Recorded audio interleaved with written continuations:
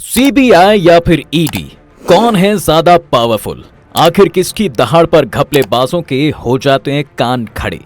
व्यापम और PNB scam पकड़ने वाली सीबीआई या लालू यादव और सोनिया गांधी पर शिकंजा कसने वाली ईडी? सुप्रीम कोर्ट तो कहती है कि सीबीआई पिंजरे में बंद एक तोता है जो अपने मालिक की बोली बोलता है। वहीं कहना तो राजस्थान के फॉर्मर सीएम अशोक गहलोत का भी कुछ ऐसा ही है कि देश में ईडी सीबीआई से भी ज्यादा पावरफुल हो गई है। मगर इन सब से परे मोदी जी कहते हैं कि सीबीआई न्याय का एक ब्रांड है, ये कॉमन सिटीजन की आवाज और होप है। तो फिर सबसे ज्यादा पावरफुल कौन है भाई? आखिर वो कौन है जो सिस्टम को अपनी जेब में रखता है? किससे आजकल ओपोजिशन से लेकर बड़े बड़े सेलिब्रिटीज मुंह छिपाते फिरते हैं? और आखिर कौन किसके नीचे काम करता है? चलिए जान लेते हैं। सीबीआई यानी सेंट्रल ब्यूरो ऑफ इन्वेस्टिगेशन, इस एजेंसी का नाम आपको हर उस केस से जुड़ा मिलेगा जो नेशनल सेंसेशन बन जाता है, फिर चाहे वो मामला सुशांत राजपूत के मर्डर का हो या फिर शीना बोहरा केस का। एकदम फॉर्मल शर्ट, पैंट और क्लीन शूज के साथ इस एजेंसी के ऑफिसर्स हमेशा प्रोफेशनल होलिये में ही नजर आते हैं और बड़े से बड़े क्रिमिनल की गर्दन धर दबोचते हैं। ये सीबीआई का स्वैग ही है कि इस एजेंसी का सक्सेस रेट 70% तक होता है और इनकी इन्वेस्टिगेशन में एरर का कोई चांस नहीं रहता। Corruption, bribery, breach of central laws, multi state organised crime और इंटरनेशनल केसेस जैसे बड़े और सेंसेशनल केसेस की जब बात आती है तब जस्टिस और इन्वेस्टिगेशन की उम्मीद सीबीआई से लगाई जाती है।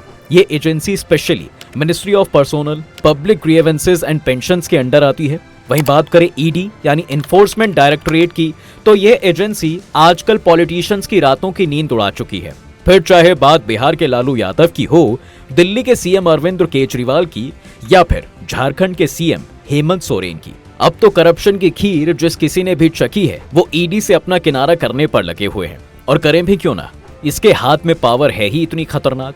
ईडी की खासियत है कि ये एजेंसी मिनिस्ट्री ऑफ फाइनेंस के अंडर आती है और इकोनॉमिक लॉज इन्फोर्स करने से लेकर घोटालों और मनी लॉन्ड्रिंग के संजीदा मामलों को इन्वेस्टिगेट करने की जिम्मेदारी इन्हीं के सर पर होती है। अब आप सोच रहे होंगे कि ऐसे केसेस तो सीबीआई भी देखती है, तो फिर डिफरेंस क्या है भला? हम कहना क्या चाहते हैं? अब देखिए, इसका जवाब हमें इनकी फाउंडेशन और हिस्ट्री से मिलता है। दरअसल सीबीआई की शुरुआत साल 1941 में as a special police establishment के तौर पर की गई थी। तब इसे काम सौंपा गया था कि भाई वर्ल्ड वॉर 2 के दौरान हुई सरकारी भ्रष्टाचार और रिश्वतखोरी को रोकने का। लेकिन जैसे जैसे साल बढ़ते गए और सीबीआई का काम बेहतर होता चला गया, तब हर तरह के पेचीदा केसेस इस एजेंसी को दिए जाने लगे।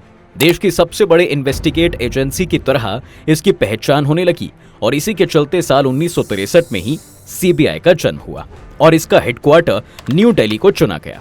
इससे पहले तक इसे केवल इन्वेस्टिगेट एजेंसी के तौर पर ही जाना जाता था, लेकिन 1963 में इंडस्ट्री, इम्पार्शियलिटी और इंटीग्रिटी के मोटो से सीबीआई का गेटअप ही चेंज हो गया।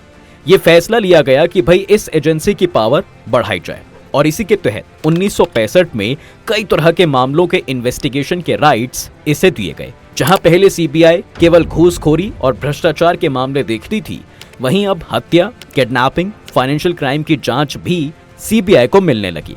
एडमिनिस्ट्रेशन से लेकर नेशनल और इंटरनेशनल लेवल पर होने वाले क्राइम के स्कैम्स और फ्रॉड से रिलेटेड केसेस भी इन्हें ही दिए जाने लगे। इसके अलावा सीबीआई को इंटरपोल के साथ सीधे बातचीत करने और उनके साथ कांटेक्ट करने के राइट्स भी दिए गए। लेकिन वो कहावत तो आपने सुनी ही होगी ना कि great power comes with a great responsibility. तो ऐसा ही सीबीआई के साथ भी है। बड़े सेंसिटिव केस सुलझाने के साथ जहां एक तरफ ये एजेंसी देश की सबसे बड़ी इन्वेस्टिगेटिव एजेंसी है, वहीं इसके साथ कुछ रेस्ट्रिक्शंस भी हैं। पहली तो ये कि ये एजेंसी खुद से कोई केस नहीं ले सकती। दरअसल डायरेक्ट सरकार के लिए काम करने के बदौलत सीबीआई पर लिमिटेशन है कि ये एजेंसी केवल उन्हीं केसेस पर काम करेगी जो सरकार इन्हें सजेस्ट करेंगे और उस पर भी स्टेट गवर्नमेंट की कंसेंट लेना इनके लिए जरूरी हो जाता है। अब इसके अलावा सुप्रीम कोर्ट और हाई कोर्ट के कहने पर भी सीबीआई को केसेस मिलते हैं। जी हाँ, मगर किसी भी स्टेट में जांच करने के लिए भी इन्हें परमिशन लेनी पड़ती है। इसके अलावा अगर वो जांच के लिए किसी भी पब्लिक सर्वेंट को गिरफ्तार करना चाहती है या फिर सीबीआई को लगता है कि भाई ये आरोपी भाग सकता है या सबूतों से छेड़छाड़ कर सकता है, तो ऐसी सिचुएशन में वो आरोपी को गिरफ्तार कर सकती है। वहीं इसके ऑपोजिट बात करें ईडी की, तो ये एजेंसी आज फुल सिंघम वाले स्टाइल में एंट्री लेती है, क्योंकि ना किसी को जवाब देना है और ना ही किसी के परमिशन की जरूरत है।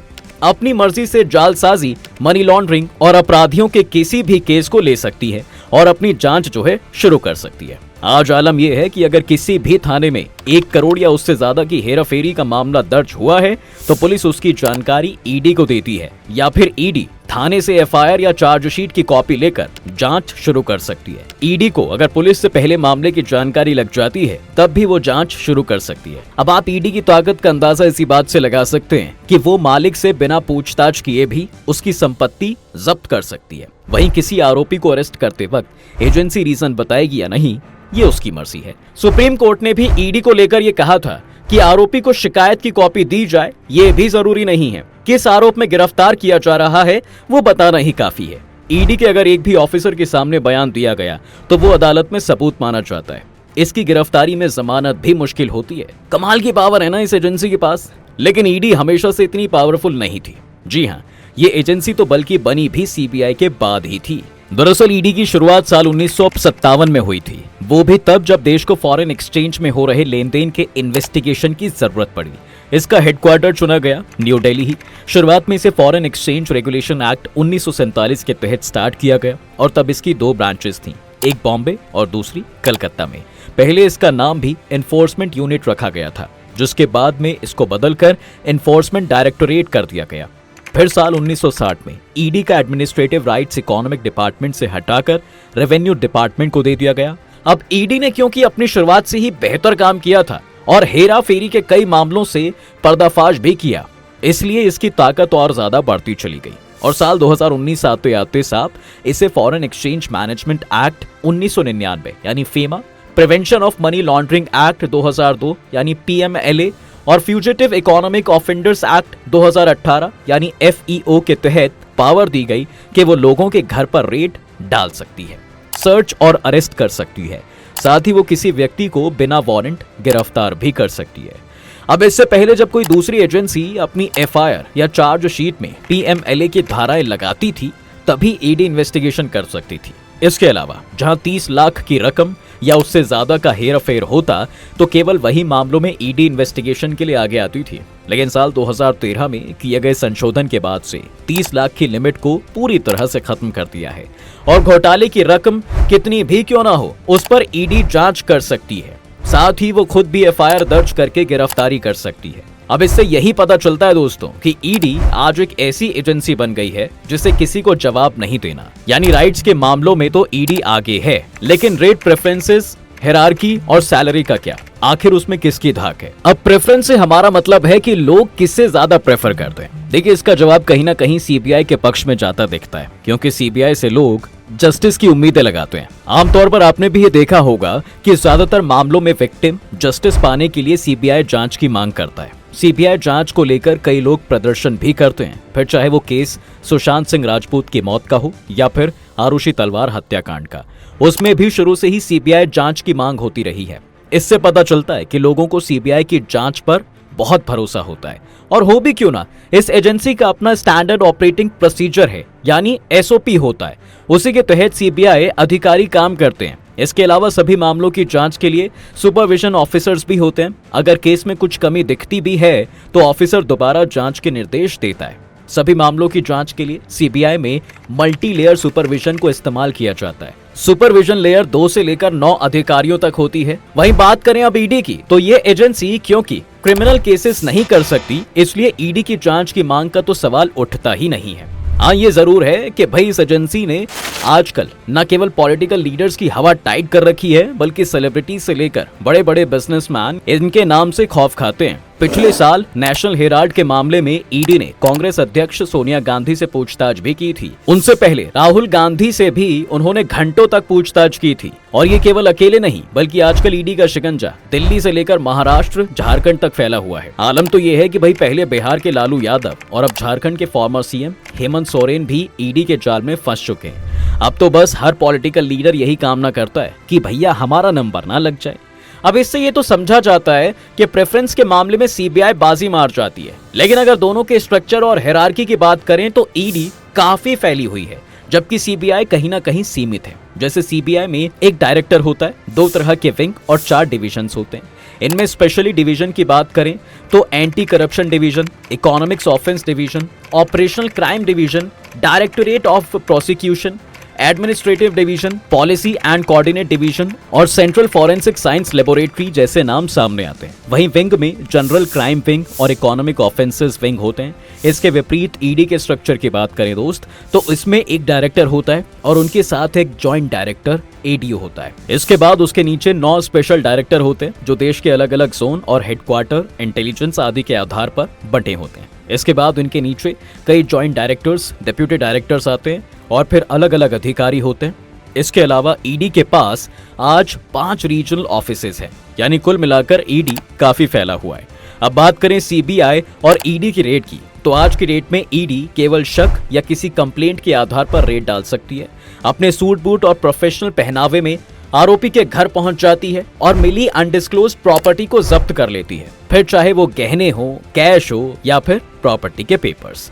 छापेमारी में जो कुछ भी मिलता है ईडी उसे जब्त करने की पावर रखती है और इसके साथ साथ अपराधी को भी गिरफ्तार कर सकती है। आपको याद होगा कि ईडी ने देश से फरार बिजनेसमैन मेहुल चोकसी, विजय माल्या और नीरव मोदी की प्रॉपर्टी को भी जब्त किया था। वहीं बात करें सीबीआई की, तो ज्यादातर फाइनेंशियल मामले क्योंकि ईडी के पास ही होते हैं, तो सीबीआई सर्च या इन्वेस्टिगेशन कर सकती है, लेकिन उसमें भी कई रेस्ट्रिक्शंस उन्हें फेस करने पड़ते हैं। हाँ, ये जरूर है कि भाई अगर सीबीआई किसी ऑफिसर को करप्शन करते देखती है या उसे किसी पर शक होता है, तो अफसर के खिलाफ जांच करने के लिए उसे सरकार की इजाजत लेने की जरूरत नहीं है। लेकिन इसमें भी कोर्ट ने कहा है कि सीबीआई जांच के आदेश देते वक्त कोर्ट को खास एहतियात बरतनी होगी, जिसमें राज्य सरकारों की इजाजत लेने की जरूरत नहीं है। अब हमने सीबीआई और ईडी का वर्क, राइट्स, हिरार्की तो समझ ली, लेकिन अब बात आती है सैलरी पर।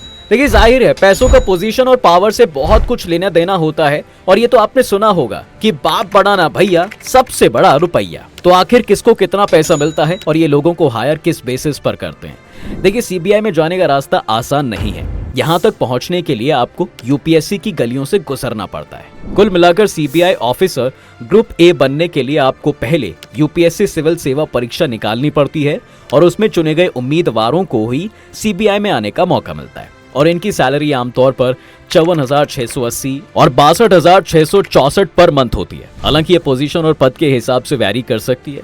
वहीं बात करें ईडी की, तो इसमें नौकरी 2 तरीके से मिलती है। एक तो सीधी भर्ती से अधिकारी लिए जाते हैं और दूसरा कई जांच एजेंसी जैसे कस्टम और सेंट्रल एक्साइज, इनकम टैक्स और पुलिस विभाग वगैरह से भी ऑफिसर्स का डेप्यूटेशन होता है। ऊपर से सैलरी भी इसमें अलग अलग पद के हिसाब से अलग अलग ही होती है। जैसे स्पेशल डायरेक्टर ऑफ एनफोर्समेंट के लिए 37,400 से 67,000 पर मंथ तक की सैलरी, असिस्टेंट एनफोर्समेंट ऑफिसर को लेवल 7 के तहत 44,900 से लेकर 1,42,400 पर मंथ तक की सैलरी दी जाती है।